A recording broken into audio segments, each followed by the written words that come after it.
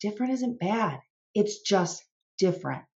So if we can normalize that difference, I think that's one of the first steps in helping our children navigate whatever situation it is, whether it's dyslexia, whether it's another medical condition. This is just part of who you are, and it's not bad. It's just different. Got me diagnosed when I was in 3rd grade, and it was the most relieving day of my life because I finally had like kind of a place to hang my hat and say, see, I told you, I'm not lazy, definitely not stupid. I just learned differently, and like that's totally okay. We dyslexics, we were often, just set up for failure because, we were given books and tasks that really are not appropriate for the level that we were at. So how do you expect anyone to be open to learning when their entire relationship with reading, with learning, is physical pain? Wish I had understood when I was younger that the fact that my brain worked differently than people meant that I would be good at things in ways that other kids were not going to be good at. I just assumed I can't be dyslexic because letters don't jump up and down for me. Dyslexia is not a disorder. It is not a disease. Once you sort of own it and embrace it, then you can have the power to deal with it. It's sort of empowering and also enriching to the whole community. To those who don't understand what dyslexia is, that it's not a negative, it's not a problem, it's like we keep saying, superpower. Hey everyone, we are Sonia and Nick, and this is Dyslexia Journey. And today we are welcoming pediatrician and parenting expert, Dr. Kristen Cook. Dr. Cook, welcome to the show. Thank you so much for having me. I'm thrilled to be here. So we definitely want to talk soon about your new book, Parenting Redefined, and, approaching questions that parents may have that might be helpful from that information. But we've never had a pediatrician on the show before. So we're also very curious to get that perspective. So we'll start with that. So in terms of neurodiversity in general and dyslexia in particular, we're wondering what that's like for you as a pediatrician, how you see that come into the office, and what's your role? Yeah, that's a great question. So neurodiversity is such an important topic. And it's really interesting because a lot of parents come to me and they're like, Dr. Cook, I want to know if my child is autistic, which, by the way, is just a portion of the neurodiversity spectrum. But it's really important for people to understand that most general pediatricians are not qualified to evaluate a child for autism spectrum disorder. It's really best if there is a multidisciplinary approach to it. And there are a lot of wonderful, highly qualified specialty clinics out there available to help parents to determine if their child is on the autism spectrum disorder. But as a general pediatrician, that is not a diagnosis that I feel comfortable making. Mm-hmm. Yes, and that's our understanding with dyslexia as well.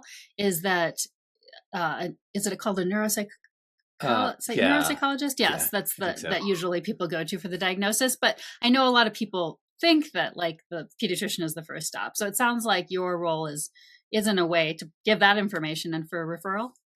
Yes. So I feel that my role is to guide parents towards the appropriate diagnostic process.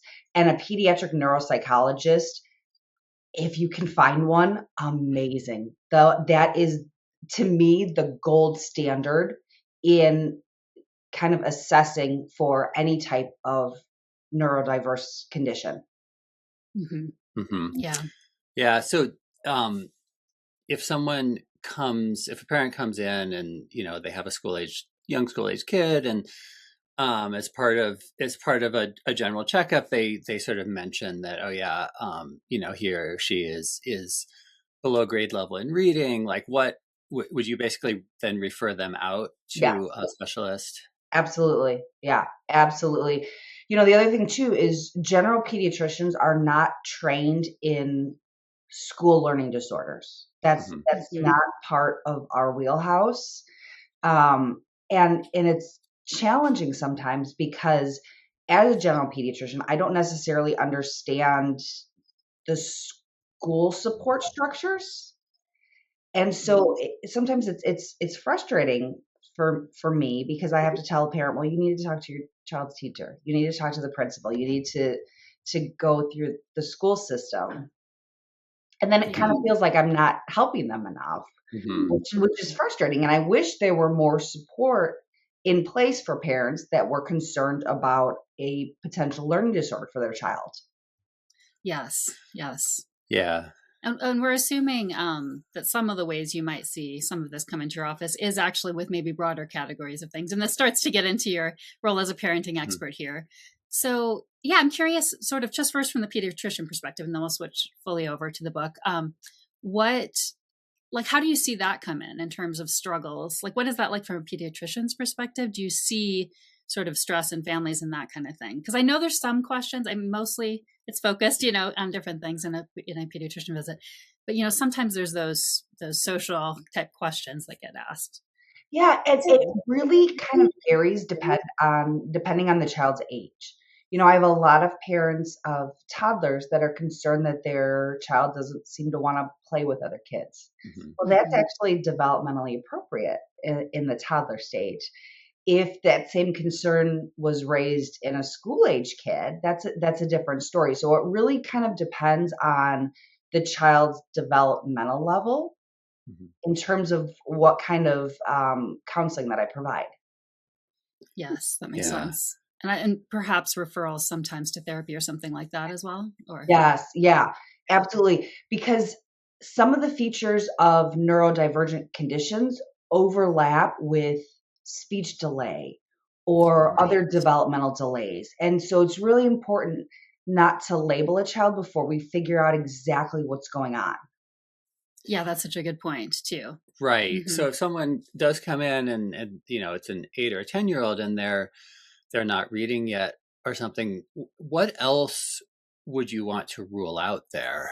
In addition to considering something like dyslexia? Yeah. So we want to assess for conditions like ADHD, because that can affect a child's ability to learn in school.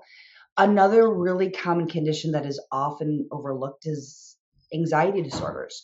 So I have a lot of parents that come in and say, Dr. Cook, the teachers are telling me that my child is defiant because they're not doing their work. Well, they're not being defiant. They are so overwhelmed with anxiety that they just freeze. So that's an important condition to assess for as well.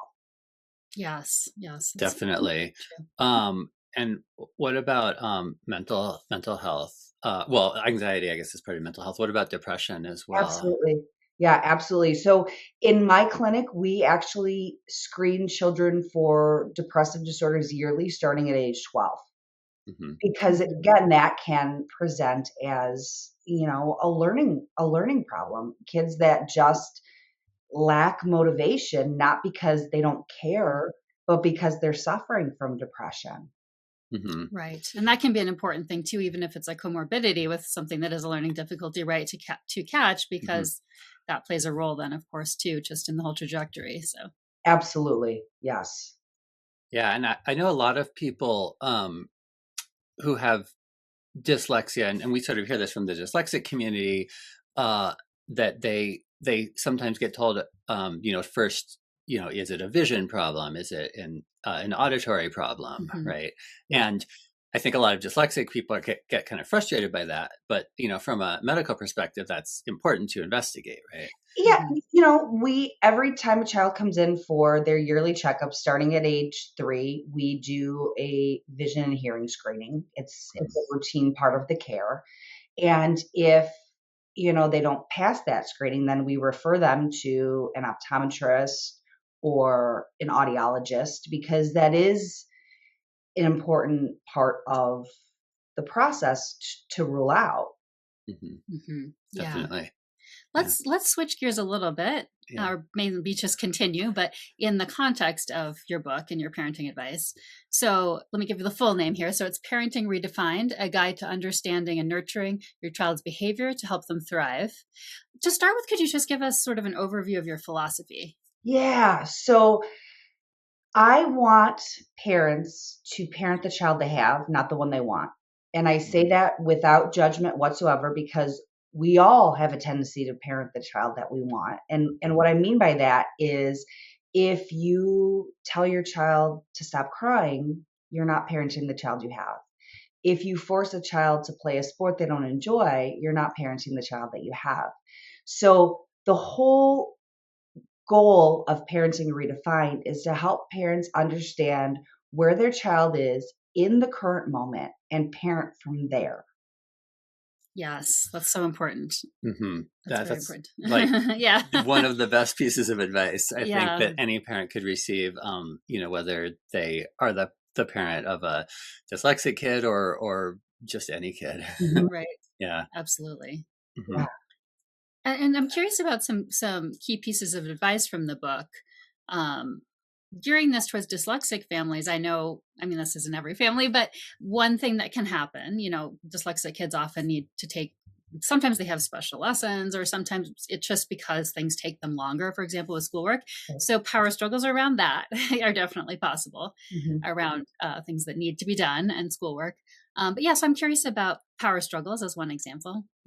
Yeah, that's where the concept of a family meeting can be so powerful for children who are suffering from learning disorders. Sitting down with your child and saying, okay, let's talk about what time we're going to attempt to do homework. Let's talk about what we're going to do if you get frustrated with your homework, because frustration is normal and expected. Let's map out a plan to help us as a family be the most successful when it comes to helping you with your homework. And an important part of that is that the parents don't do the homework for the child, or that they don't over help, right? Because that's our kind of our gut instinct as parents is we go into that protective mode and we want to help our child at all costs. But helping a child with a learning disorder navigate the world is a little bit different. If we over help, we're actually hurting them. Yeah. Yeah. And to follow up on the family meetings, one important aspect of that is to kind of enable the child to buy into the plan, right? Yes. Yeah. It's so important for those meetings to be collaborative. It's not the parent telling the child, this is what we're going to do. It's working together to figure out the best solution.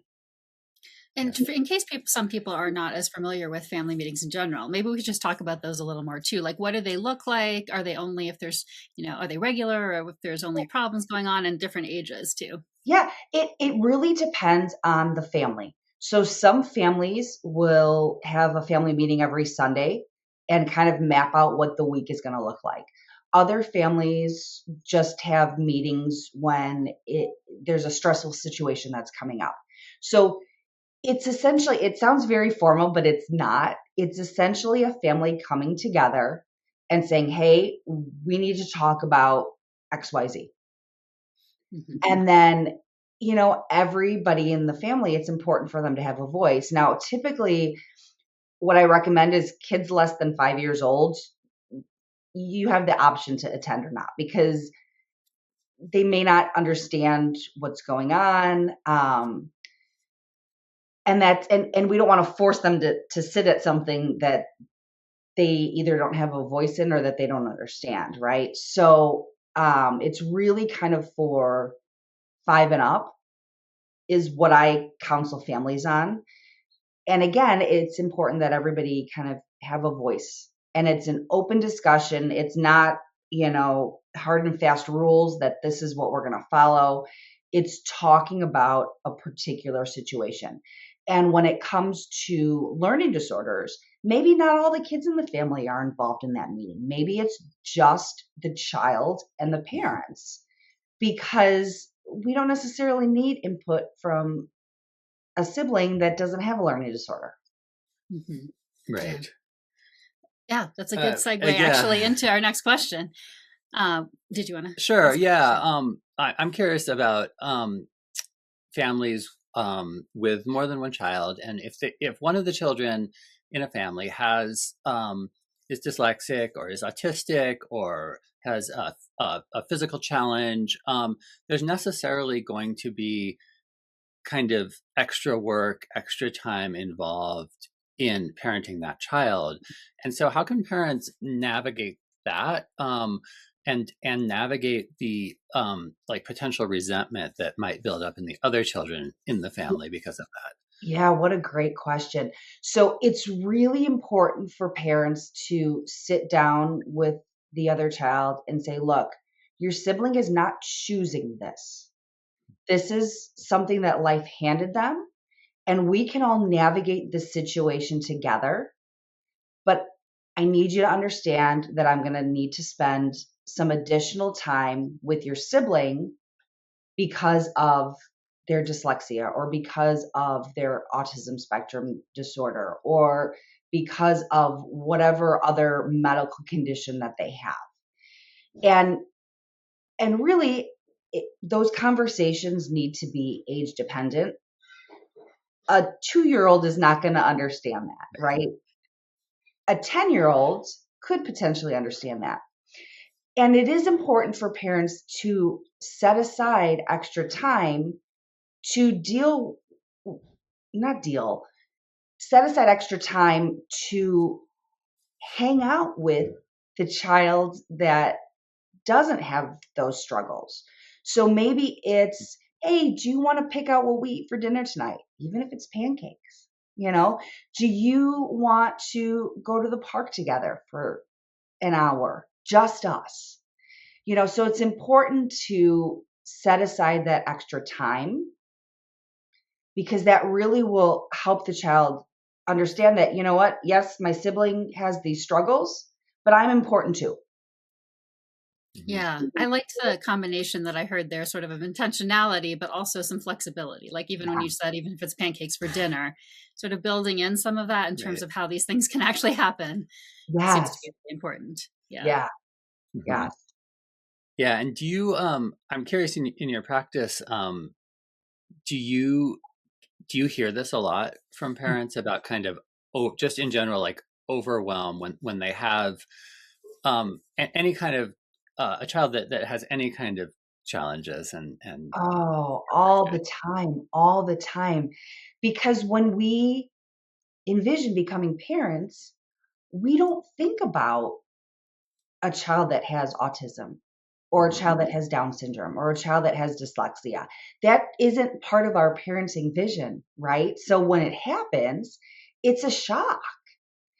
And oftentimes there's not a lot of great resources off of the bat for parents. They feel overwhelmed. They feel frustrated. Sometimes they blame themselves when they shouldn't, because it's just life. Yeah. Yeah. That I was going to say the guilt thing. So I know you have a free guide on your website, and we'll be talking about how people can find you later, but called Mom Guilt. And so I'm curious about that guilt piece. I know one thing that often parents can also feel guilty about is, the identification process, because it can tend to happen later sometimes than one feels like it should. And so that can sometimes be one thing. But yeah, what do you think about guilt and how to deal with parental guilt? Parent guilt is going to happen, whether you have a neurodivergent child or not. Every parent experiences guilt. And to me, the goal is not to eliminate that guilt, but it's to turn down the volume. So instead of having that guilt be at a level 10, let's try to bring it down to a level 2. Yeah. Yeah. And what are some techniques that you recommend for doing that? Yeah. So it's really assessing the situation. A lot of parents develop thoughts that are not true about their parenting skills. The other day I had a mom come in and she said, Dr. Cook, I am just failing at being a mom. And I said, okay, how are you failing at being a mom? And what I did with her is I said, I want you to go home and I want you to write down all of the good things that you have done as a mom to your children. And she was shocked that I made this recommendation. because a lot of parents don't think about that. We have a tendency to focus on the negative, what we're doing wrong, how we're failing our kids. But in reality, most parents are doing so much good that they don't even recognize. Yes. We have that natural negativity bias as humans. And I think that's so important to make it concrete, like you're saying too. Because otherwise our attention does sort of flit away from the good. Right. So. Yeah. And then the reframing, I think too, which is an important technique in sort of mental health in general, right? Yes, absolutely. For sure. Yeah. So in terms of the child themselves and how a parent can help, so with dyslexia, and I'm sure with other things as well, there can often be some shame around it or struggle that's happened. It kind of often depends on when someone's identified, but all kinds of factors can play in, of course, how the social environment is. But yeah, what do you have suggestions on that? If you saw a parent who needed help with that, like how can they help their kid who is struggling in that kind of a way? Yeah. So it's important, again, not to have the shame and the guilt. It is what it is. It's nobody's choice. It's not a failure. Nobody did anything wrong. This is what we have in front of us, right? We have a child that is dyslexic. So it's important to put kind of the feelings aside and navigate what is best for our child.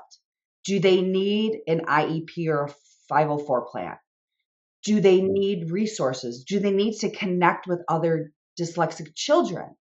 What is going to be best for our child in this situation that we are now navigating? Yeah. I think that's true because the parents' emotions can really, we can't help it. When we're in tune with our kids, we feel their emotions sometimes. So yeah. And for the children who are different in some way, whether that's physically different or different because they're dyslexic, how can we help them navigate their social life and their school life, and help without, there's so many things that can happen. There's bullying, there's self-doubt and low self-esteem that can happen. There's depression, right? How can we help our children be kind of resilient to that? Yeah. So first we have to normalize differences. Differences aren't bad. They're just different. So when I'm counseling patients that I diagnose with ADHD or that I diagnose with some other medical condition, I always say different isn't bad. It's just different.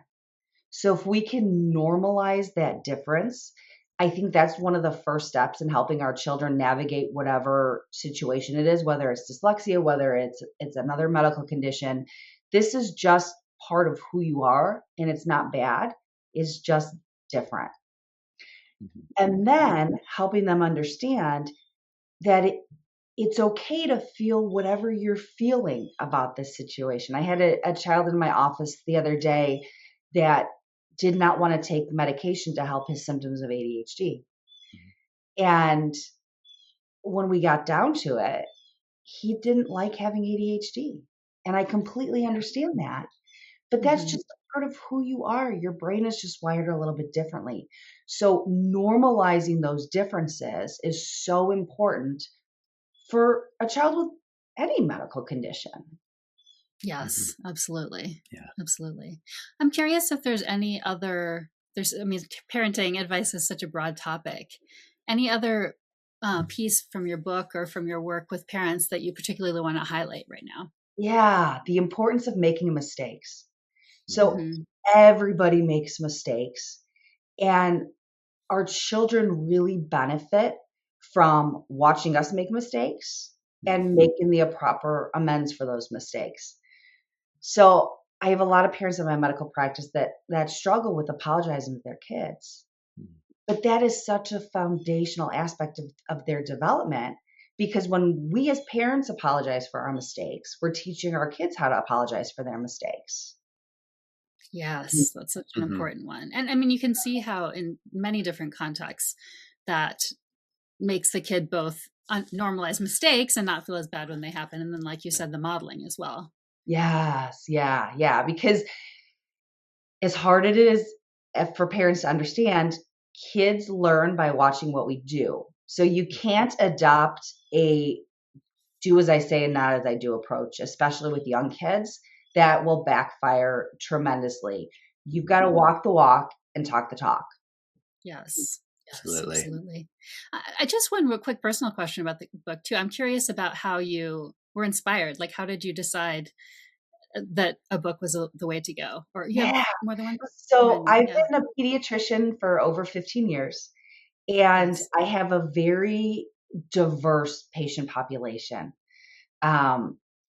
And I noticed that parents were asking me the same questions year after year after year. How do I manage my child's temper tantrums?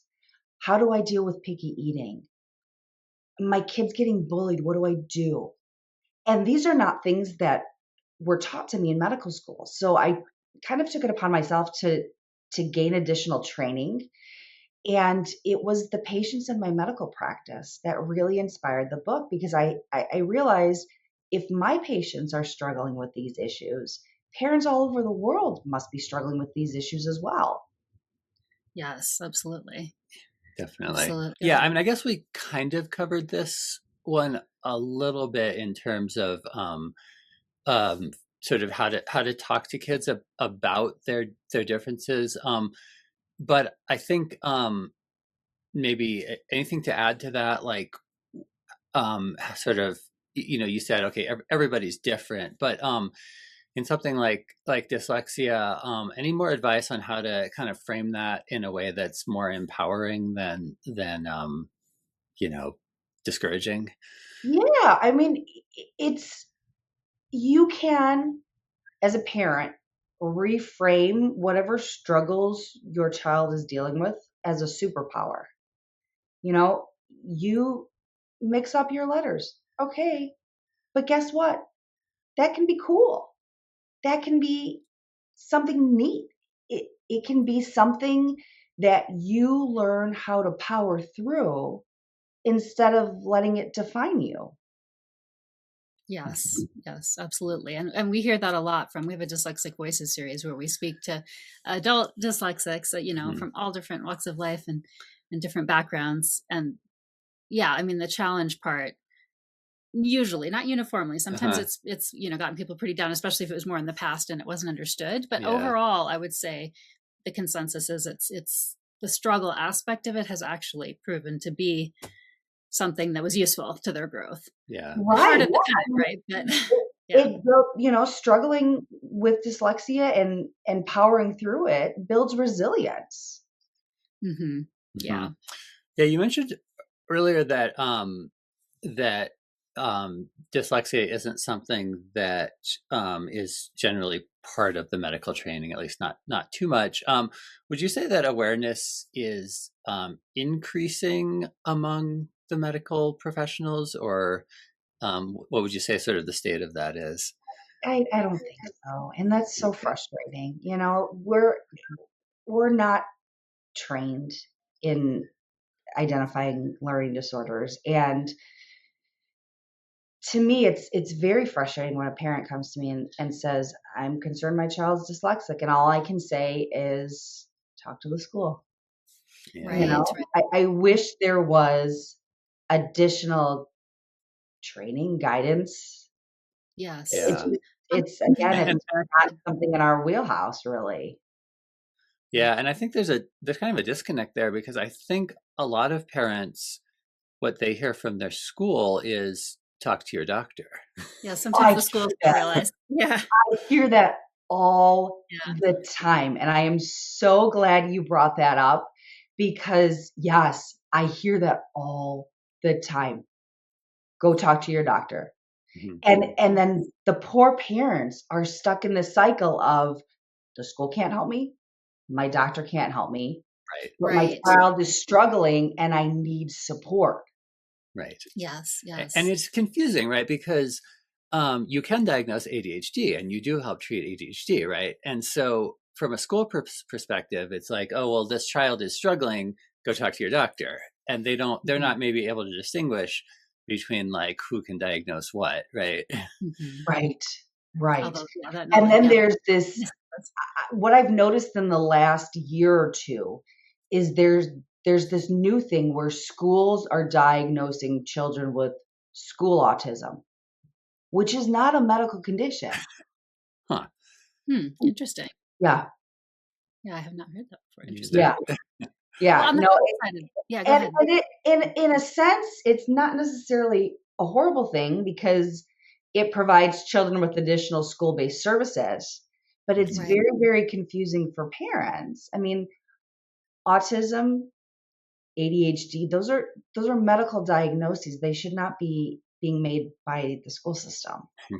Right, exactly. Well, and I was going to say on the flip side, of pediatricians not being the ones who diagnose being dyslexic, but on the flip side, in terms of just coming into your pediatrician, whether your kid's dyslexic or not, like what would you want parents actually to know, like coming in to you, like what can they talk to their pediatrician about, whether they can directly help them or not? Yeah. I want you to talk to me about anything and everything that you have concerns about as a parent. I want to know about. It doesn't matter if it's a diaper rash. It doesn't matter if it's your child's learning at school. I want you to be able to come to me and talk about it. And I will provide you with every resource I have, even if my resources are not as amazing as I want them to be for you. Yeah, absolutely. So in that sense, a pediatrician is a good place to mention what's going on. Oh, absolutely. Yeah, absolutely. Yes. Well, okay. So is there anything else as we close out here? Is there anything else you want parents to know, whether it's when they come into your office or whether it's about parenting in general? And then, of course, we want to find out where people can find you. Sure. So, yeah, the biggest thing that I want parents to understand is you're doing a good job. You may not think you are, but you are. Because if you are listening to this podcast, if you are looking for parenting resources, it means that you are a loving, involved parent and you're doing a good job. We could all do better, but I need you to stop and give yourself credit for the job that you're doing. Yes, that's so important. That's a wonderful note to end on as well. Yeah. And so where can parents find you online and where can they buy your book? Yeah. So the book Parenting Redefined is available on Amazon. And the best place to find me is through my website, www.kristencookmd.com. I'm on social media kind of sparingly. I need to get more into that, I guess. But the best place, again, is through the website. Okay. And we'll go ahead and put those in the show notes and description box, of course, as well. Yeah. Thank you so much. This has been wonderful. And like I said, we love getting a pediatrician's perspective. And of course, all that parenting advice is so helpful for people. And I know they'll really appreciate it. Thank you so much for having me.